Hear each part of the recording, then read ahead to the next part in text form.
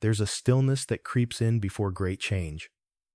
Most folks don't notice it because they're too busy running through their days, chasing noise, drowning in the endless scroll. But if you sit still long enough, if you hush the world for just a heartbeat, you'll feel it, that quiet trembling beneath everything ordinary. It's the kind of silence that isn't empty. It's full, alive, carrying messages that only the spirit can hear. That's how the fulfillment begins, not with lightning and spectacle, but with a whisper. It unfolds quietly, almost politely, until one day you realize the world you knew has already shifted under your feet. The signs were never meant to be hidden, but they were never meant to be shouted either. The truth reveals itself to those who are still enough to listen. Every great change heaven ever allowed began not with noise, but with a small stirring, a moment of alignment between the unseen and the seen. It's happening again, right? Now, in ways that seem harmless, in events that most folks dismiss as coincidence. A door closes here, a value disappears there, a kindness is replaced with convenience, and hearts that once glowed with conviction start dimming like candles left too long in the wind. People expect divine prophecy to come crashing in like thunder, but it rarely does. It tiptoes. It passes through governments, through economies, through human hearts, quietly weaving a pattern that matches exactly what was foretold. It's subtle, patient, unstoppable. While the world debates headlines, heaven fulfills promises. The fulfillment is not hidden. It's just quiet, and that's what makes it so powerful. Because what is quiet cannot be resisted easily. You can't protest the wind. You can only notice it when it starts moving the leaves. Many have eyes but can't see because they're looking for drama, not discernment. They think divine movement must come with spectacle. Yet the most sacred works are done in silence. A farmer doesn't shout at the seed to grow, he trusts the soil and the seasons. That's what's happening right now. Seeds that were spoken long ago are sprouting, roots forming in secret, and soon they'll break through the surface. Not one prophecy fails. It just unfolds quietly, like dawn breaking through the dark. If you pay attention, you can feel the subtle realignment of things. The world feels heavier, not in a tragic way, but in a meaningful one. People sense it in their spirits, but can't explain it. They call it anxiety, unrest, confusion, but really, it's awakening. The fulfillment doesn't need to shout because it's already written into time itself. It doesn't need to demand attention. It's simply happening, step by step, piece by piece, until the picture matches the words spoken generations ago. Sometimes it reveals itself in nature, strange weather, unusual seasons, creation behaving in ways that seem off balance yet somehow perfectly aligned. Sometimes it reveals itself in humanity, moral lines blurring, truth treated like opinion, love replaced by performance, and sometimes it reveals itself in personal lives. Sudden clarity, unexpected conviction, a feeling that something greater is drawing near. That's the beauty and the mystery of the quiet fulfillment. It's not loud enough to frighten, but not soft enough to ignore. It moves like breath, steady, invisible, constant.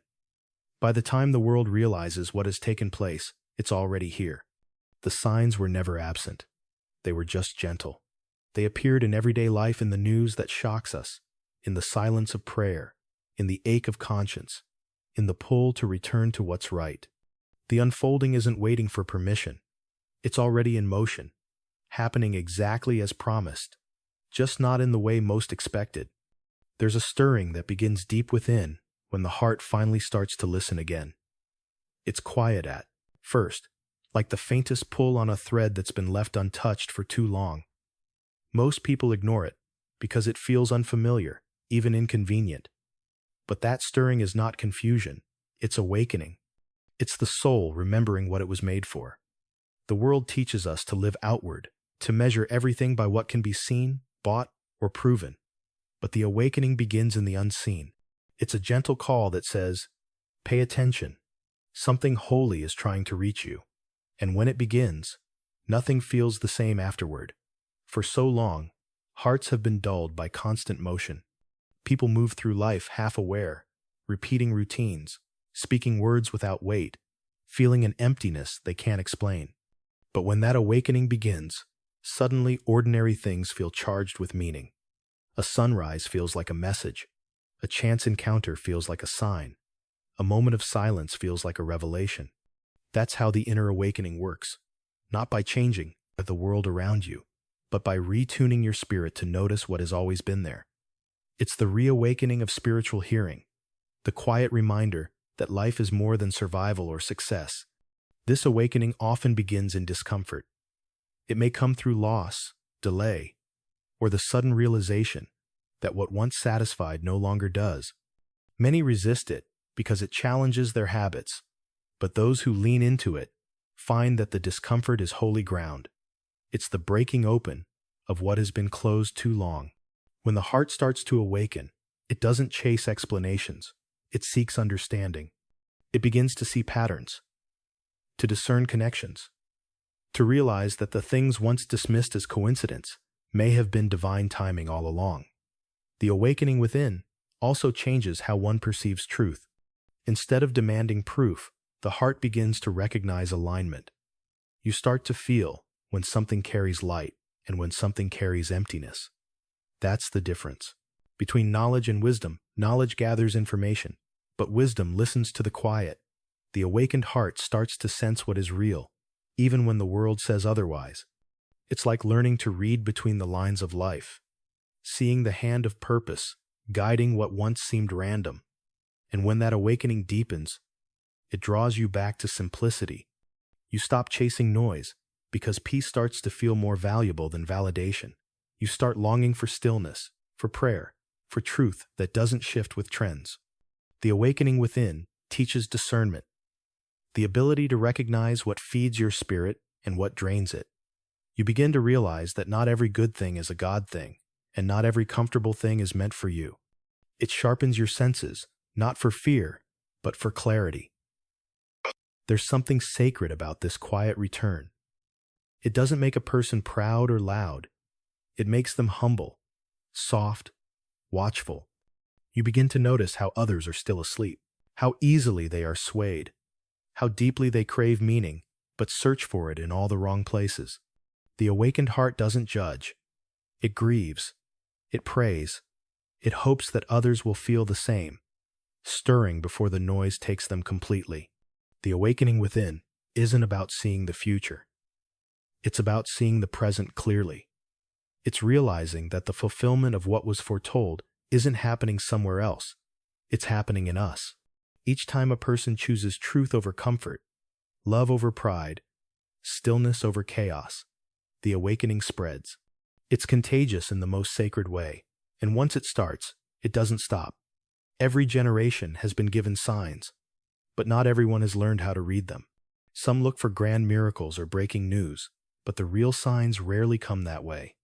They hide in plain sight, stitched into the rhythms of creation, into the behavior of nations, into the quiet tilt of the human heart. The signs of alignment aren't about sudden events. They're about patterns that keep repeating, lining up in ways too precise to be random. What was spoken long ago begins to echo in the present, not as superstition but as rhythm, like a melody returning to its chorus. In the natural world, there's been a shift, seasons losing their predictability, storms appearing where calm once ruled, the earth groaning as if weary of its own imbalance. Nature doesn't rebel without reason. It responds to what humanity sows. These physical changes mirror spiritual ones. Just as the weather turns restless, so do the hearts of people. There's an unspoken sense that something is out of order, that creation itself is leaning toward a long-promised reckoning. The skies and the soil testify even when words fail. The nations are also moving into alignment. Power rises and falls with strange precision. Old alliances crumble, new ones form, and underneath it all, a familiar script unfolds: pride before downfall, greed before collapse, conflict before clarity. History repeats itself, not because people forget, but because the pattern is divine. Each turn of the world's stage brings humanity closer to a moment when illusion will no longer hold. It's not coincidence that confusion increases just as truth begins to surface. The shaking is necessary. Alignment always requires movement. But the most revealing signs are not in nature or politics. They are in people. There's a quiet hunger growing across the world, a longing for meaning that no technology or philosophy can satisfy. Hearts that once chased pleasure now crave peace. Minds that once mocked faith now find themselves restless in the emptiness of self-reliance. That shift is not random.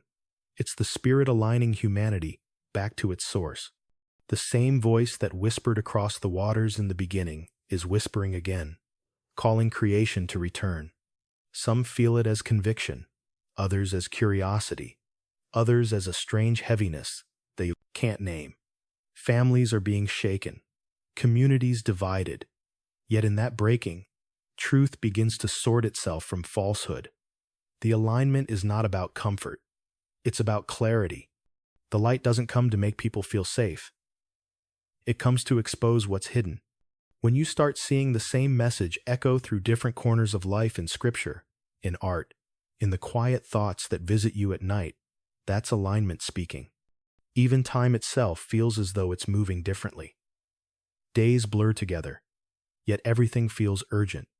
People sense acceleration, but can't explain it. That's because alignment compresses time. What once took generations now happens in moments. Revelation and realization come faster than ever. It's as if the unseen world is closing the distance between promise and fulfillment. The pace of events is not chaos, it's precision, disguised as disorder. The signs of alignment don't demand belief. They invite awareness. Those who see with the heart recognize it instantly. They notice how opposites are being separated, truth from deception, faith from fear, love from performance. Everything that was once blended together is being sorted. The world calls it polarization, but in truth, it's purification.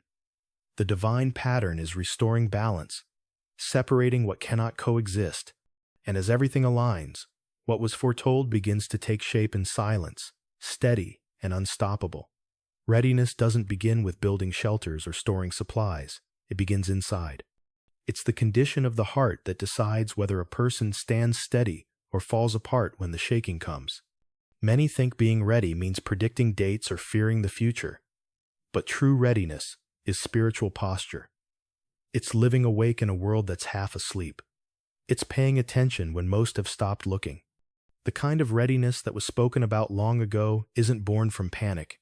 It's born from peace, a peace that comes from knowing where your foundation stands, even when everything else trembles. People are often taught to prepare outwardly, but neglect the inner work that sustains them when the lights go out. The strongest structures fall when their base is weak, and the same is true for the soul. Readiness means clearing out the noise that clouds discernment, letting go of distractions that numb awareness, and reconnecting with the truth that anchors everything. It's a quiet strength that grows in prayer, humility, and discipline. The ready heart doesn't chase every rumor or react to every storm. It observes, it listens, and it stays steady because it recognizes that unfolding times are not meant to terrify, but to testify. This readiness also requires courage. The moment you wake up to truth, you'll find yourself walking against the current. The world rewards complacency and calls it peace, but real peace only exists where truth is honored. Being ready means standing firm, even when comfort calls you back. It means guarding your heart from bitterness, your mind from confusion, and your spirit from fear. Readiness is not just watching. It's preparing your heart to respond with faith instead of panic. It's knowing what you believe and why, so that when deception spreads, you can recognize the difference between light and imitation. The call to readiness has been echoing for generations, but this time it feels closer, sharper, heavier. The systems people trusted are cracking, the illusions are fading, and what's left is being tested for authenticity.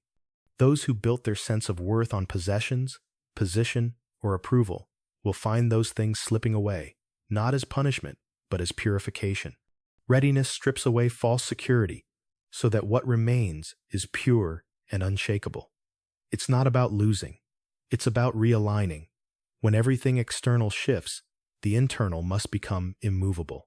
Readiness is also about compassion. It's not isolation or arrogance, it's love in motion. The awakened heart doesn't just prepare for itself, it becomes a light for others. It prays when others panic, it comforts when others crumble. Readiness carries calm in chaos because it draws from a deeper source than circumstance. It's the quiet assurance that no matter what unfolds, purpose remains. Each act of kindness, each moment of truth, each decision to walk in integrity is part of preparation. Because the end of complacency is not the end of hope, it's the beginning of clarity. To be ready is to see time differently. It's not measured in hours or years, but in moments of obedience, moments of awareness. Every decision either strengthens or weakens readiness. Every distraction postponed, every truth embraced, every act of faith builds endurance for what's ahead. The signs are not meant to scare, they are meant to awaken. Readiness is the response of those who have recognized the pattern and refused to sleep through it. It's not about waiting for the world to change, but about being transformed enough to face it without fear, trusting that whatever unfolds has already been written with purpose. Hope has never been louder than when the world grows quiet. In moments when everything feels uncertain, when systems collapse and familiar comforts fade, the heart remembers what it was meant to hold on to. That's where the call to readiness turns into the call to hope. It's not the kind of hope that denies the shaking or pretends the darkness isn't real. It's the kind that looks straight into the storm and still believes there is meaning in the wind. The promise was never that life would stay still. It was that through every trembling, there would be purpose.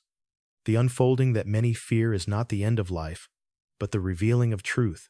The call is not to panic, but to prepare in peace, to walk with open eyes and steady hearts, knowing that nothing takes heaven by surprise. There is a sacred calm that comes from trusting that what was spoken long ago is still being carried out exactly as planned. The world measures security by control, but faith measures it by surrender. Readiness doesn't mean hiding from what's coming, it means aligning with it. The wise know that when old things fall apart, it's only to make room for what was promised. The shift feels heavy because transformation always does. You cannot birth something eternal without labor, and the world is in labor now. Those who understand the times are not despairing, they are preparing. Their hope isn't in the world returning to what it was, but in becoming what it was meant to be. This is the time when clarity replaces confusion, when truth that was mocked begins to prove itself true, when people who once relied on logic begin to feel something deeper, pulling them toward the light. The call to readiness is not about fear.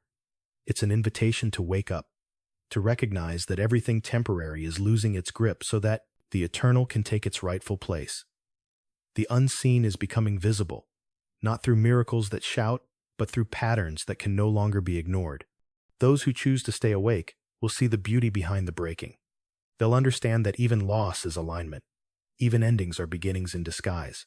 This call is deeply personal. It asks each heart to look inward and ask what it's been trusting. The noise outside will always try to convince you that security comes from things you can touch. But the deeper truth has always been spiritual. The call is to remember that you are not abandoned in the unraveling. You are being refined by it. Fear fades where faith is fed. The heart that stays anchored in love cannot be moved by panic. The wise do not run. They root themselves deeper. In this quiet unfolding, small choices matter more than ever. Choosing forgiveness over bitterness, stillness over chaos, truth over comfort, these are the decisions that shape strength.